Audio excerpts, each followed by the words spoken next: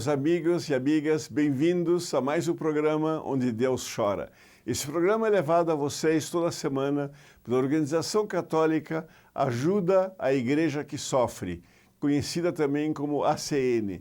Nós somos uma organização ligada e supervisionada pelo Vaticano para ajudar os povos, os religiosos cristãos mais pobres, mais carentes do nosso planeta.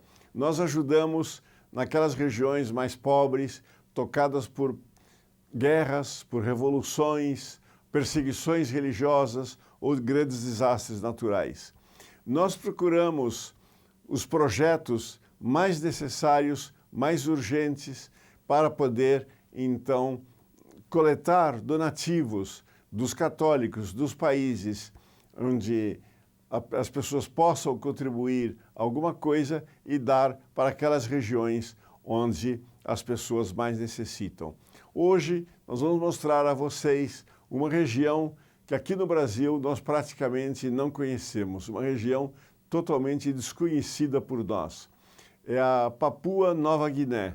É uma ilha na Ásia, perto da Indonésia, onde vivem tribos ainda muito primitivas, mas que estão sendo evangelizadas, onde já existe uma igreja muito ativa e que já engloba mais de 1/3 da população do país. Nós vamos conversar com um missionário irlandês que já está lá há 35 anos.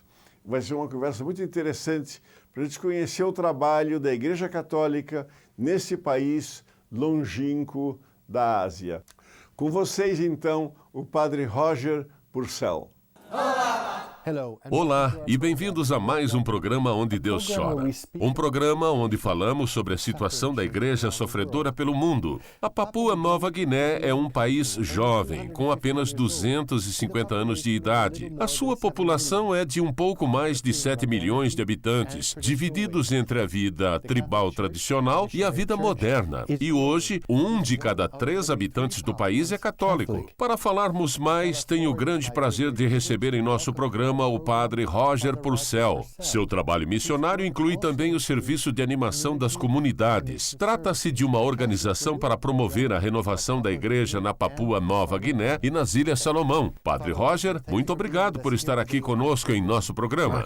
Mark, obrigado. É um prazer e um privilégio para mim estar aqui com você.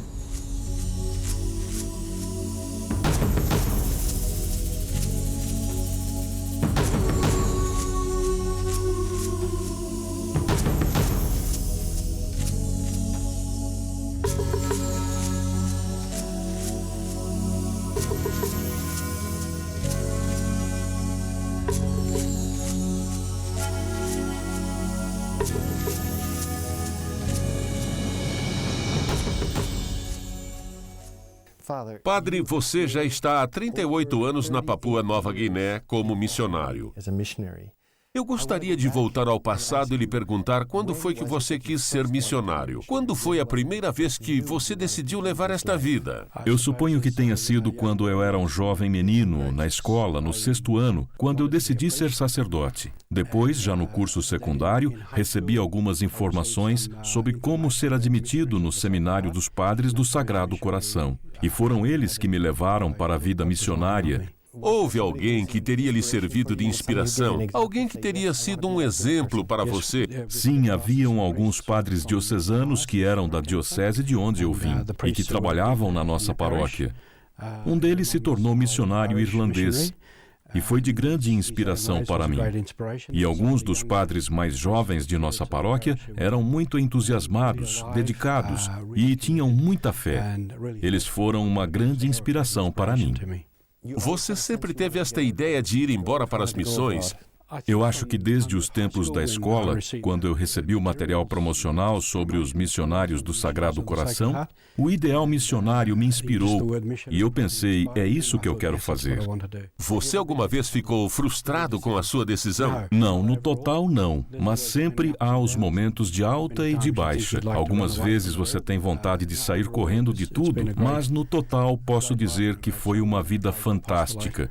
Você já está há 38 anos na Papua Nova Guiné. O que você diria que mais aprendeu com os papuásios? Eu suponho que tenha sido viver e trabalhar numa cultura tão diferente. Isso foi para mim uma grande experiência de aprendizado. Muitas vezes é difícil para um estrangeiro vivendo nesta cultura saber valorizá-la. O povo de lá me ensinou muitas coisas. Os papuásios têm uma cultura muito comunitária.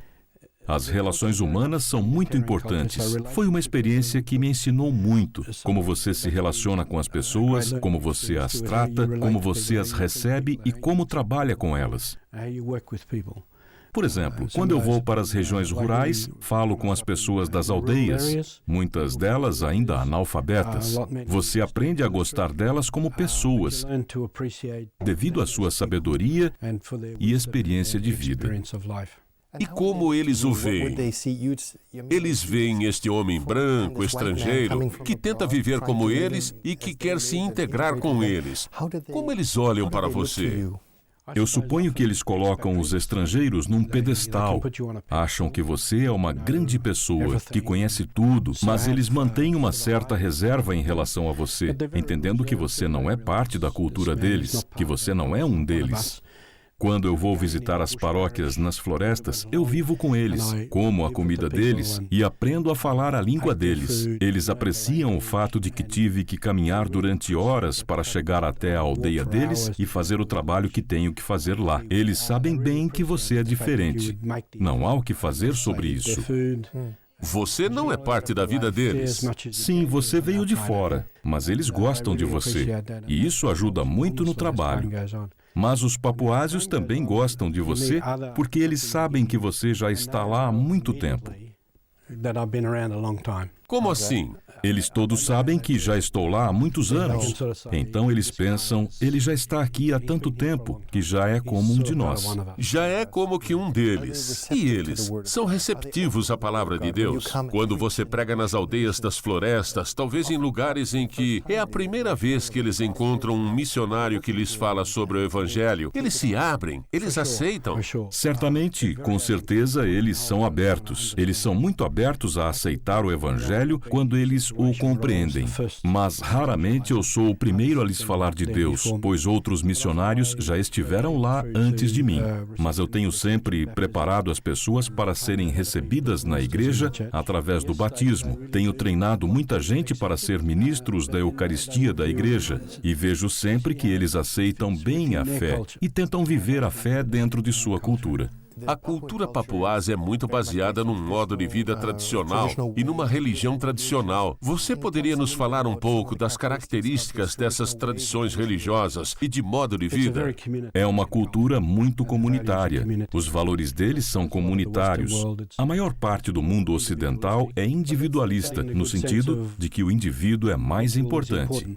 Só para ficar bem claro, o que você entende por comunitário? Eles trabalham juntos, eles compartilham, eles pescam juntos e, mais importante, eles se ajudam no que eles chamam de obrigações recíprocas. Isto é, se preciso, você me ajuda e depois eu vou te ajudar.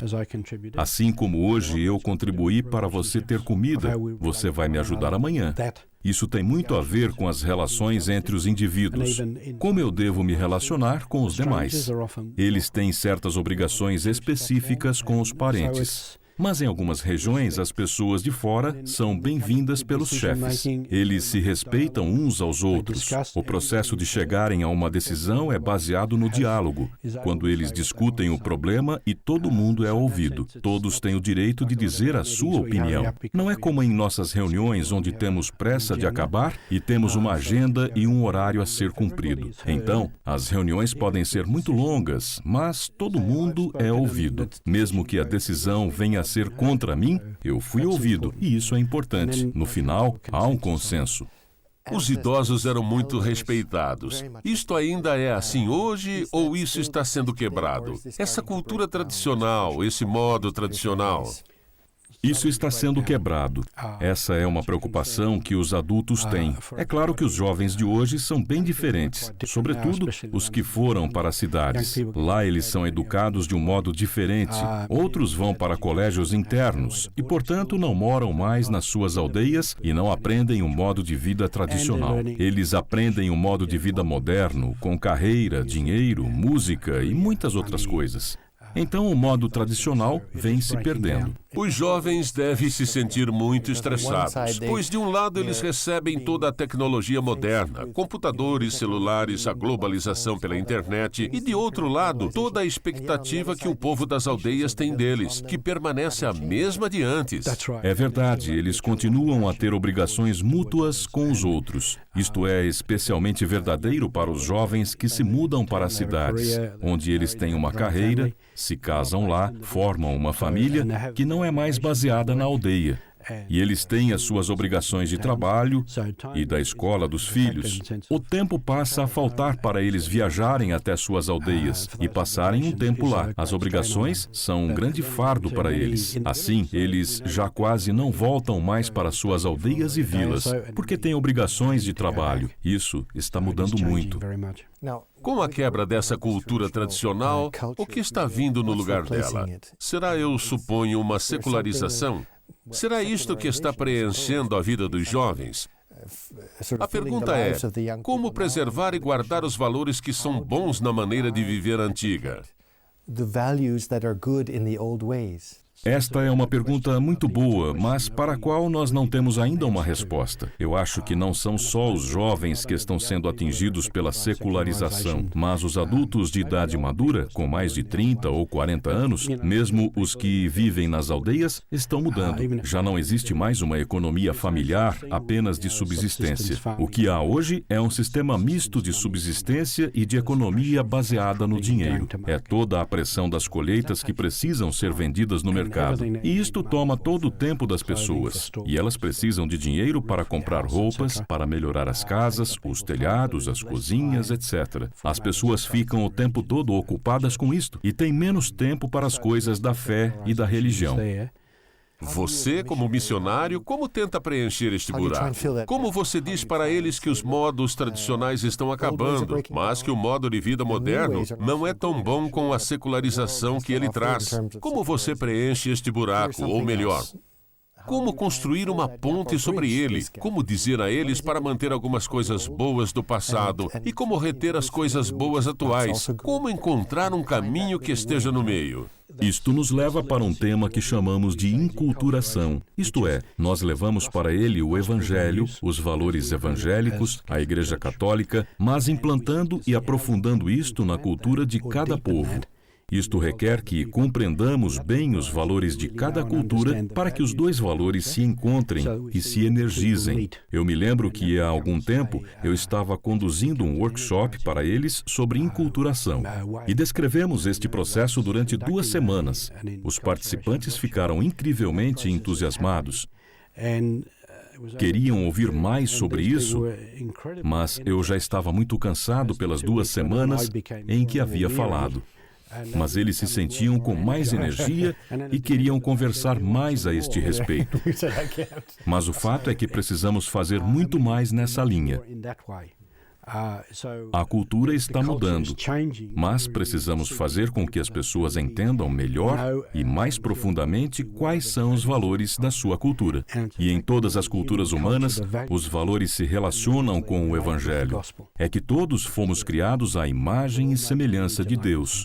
E as culturas nascem do ser humano. Assim, tudo o que é bom em cada cultura, os seus valores, são facilmente reconhecíveis como valores evangélicos.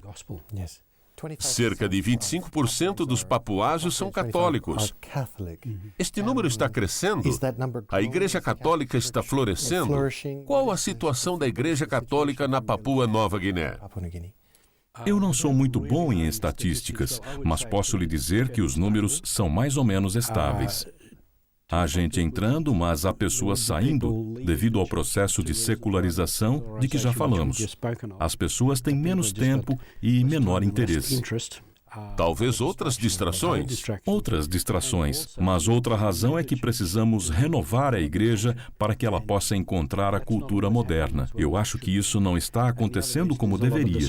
Uma outra razão é que as pequenas igrejas fundamentalistas estão muito ativas e muito fortes. Eu acho que elas estão oferecendo algo que nós não estamos dando. E o que seria? Eu acho que eles oferecem uma oração mais viva e as igrejas são menores, baseadas na comunidade. Todos os membros se conhecem. E as nossas igrejas são grandes, e graças a Deus temos as nossas igrejas lotadas. Mas isso torna impossível criar nas novas paróquias aquele sentimento de comunidade de que o povo tanto gosta. Nós mencionamos no início a necessidade da primeira evangelização. A Conferência dos Bispos começou um novo plano pastoral para a Papua Nova Guiné e para as Ilhas Salomão. Se entendi bem, você é o coordenador deste novo plano pastoral.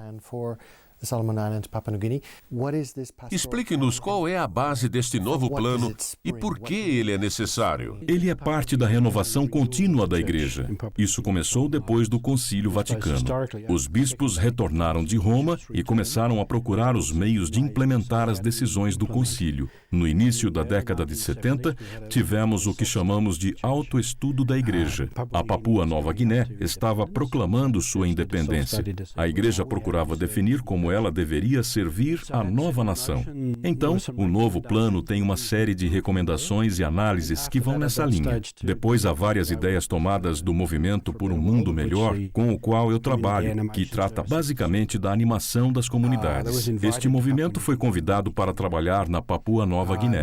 Entre os anos 2000 e 2001, houve a primeira Assembleia Geral da Igreja no país. Era só a Papua Nova Guiné, pois as Ilhas Salomão estavam com muitas dificuldades com tensões étnicas. Por isso, eles não participaram naquele período.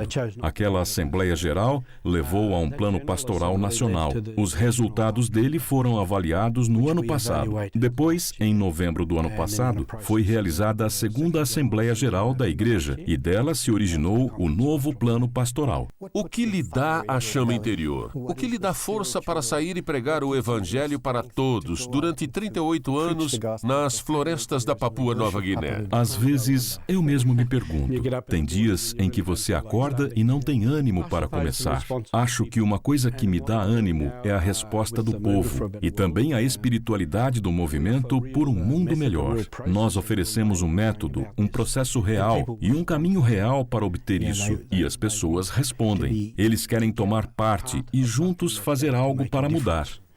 Quando elaboramos nossos programas pastorais com continuidade e com a inclusão de todos, as pessoas respondem, reagem, dizendo, agora temos algo, agora vamos para frente. E isto nos dá muita energia. Padre, nós falamos de vários elementos. Do trabalho missionário, da secularização, do desafio para os jovens estressados entre os mundos moderno e o tradicional.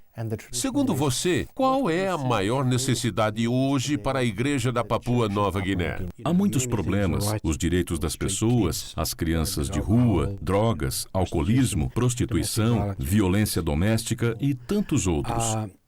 Reconhecemos que muitos destes problemas já vêm sendo tratados pelo serviço da igreja e das paróquias, onde muita gente está tentando fazer alguma coisa.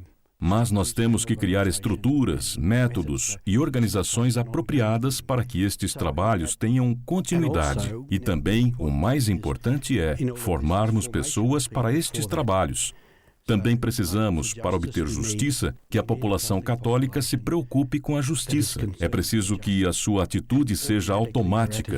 Se isso está errado, temos que mudar isso. E que nos tornemos evangelizadores. Não se trata de ir para uma esquina para fazer um sermão. Mas testemunhar. Testemunha, viver dando o exemplo e também se levantar para defender o bem, os valores do Evangelho e se levantar para defender os valores da cultura deles. Isto significa que temos de lhes dar informações em todos os níveis, darmos esta formação para os nossos seminários, formação de líderes leigos, melhorar o nosso trabalho pastoral nas paróquias. Nós temos de formar o povo para que ele entenda o que significa ser uma igreja de comunhão. Temos de dialogar, ouvir o povo, tratar a todos igualmente, etc, etc.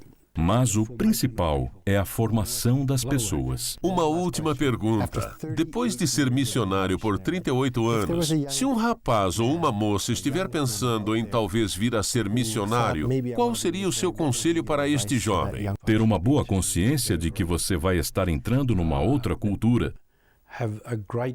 Você vai ter de aprender muito, vai ter de ouvir muito.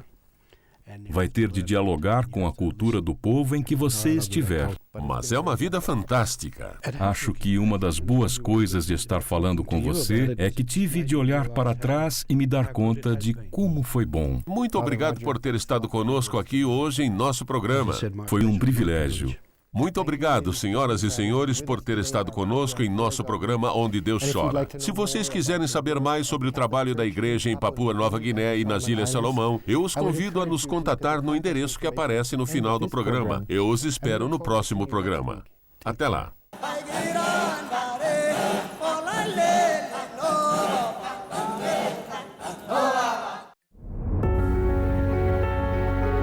Na República Centro-Africana, um bispo compra crianças para evitar que elas sejam assassinadas por terroristas.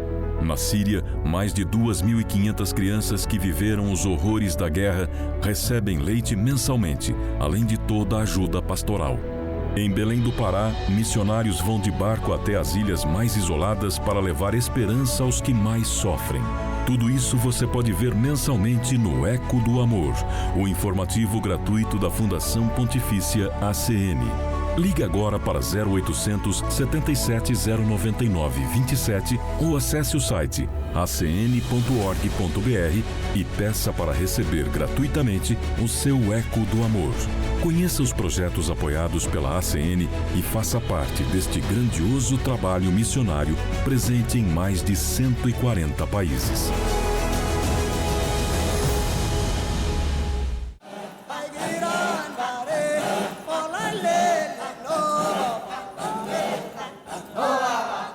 Impressionante a vida desses missionários. Imagina esse padre irlandês saiu da Europa, do conforto da Europa, para ir para uma das ilhas mais primitivas do mundo, a Papua Nova Guiné.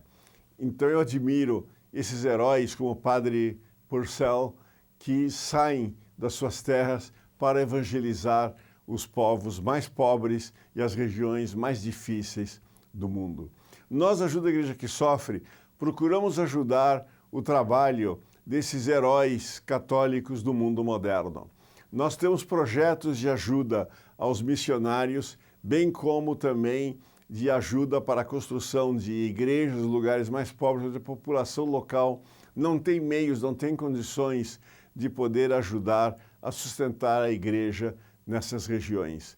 E temos também muitos projetos aqui no nosso Brasil, onde temos também regiões muito necessitadas, onde a igreja precisa de ajuda dos irmãos católicos e das irmãs católicas que podem ajudar. Se vocês quiserem participar dessa maravilhosa aventura da Igreja Católica no século XXI, telefonem agora mesmo para saber como vocês poderão ajudar. Liguem para 0800 77 099 27. É uma ligação gratuita e você será informado de como fazer para poder ajudar a Igreja Católica nesses lugares mais necessitados, inclusive aqui no nosso Brasil. Ou se não, você pode ir na internet e ver a nossa página da ACN lá na internet, onde será explicado tudo que você precisa fazer para poder ajudar e também descrição dos principais projetos que nós temos neste momento. A página é www.acn.org.br e nessa mesma página também os vários programas feitos pela ACN estão lá para você, os amigos seus ou parentes seus poderem assistir esses programas no dia e na hora que quiserem. E com isto eu me despeço então. Espero contar com vocês aqui na próxima semana, nesse mesmo canal, nesse mesmo horário. Até lá, se Deus quiser, e que Deus lhes pague por sua ajuda.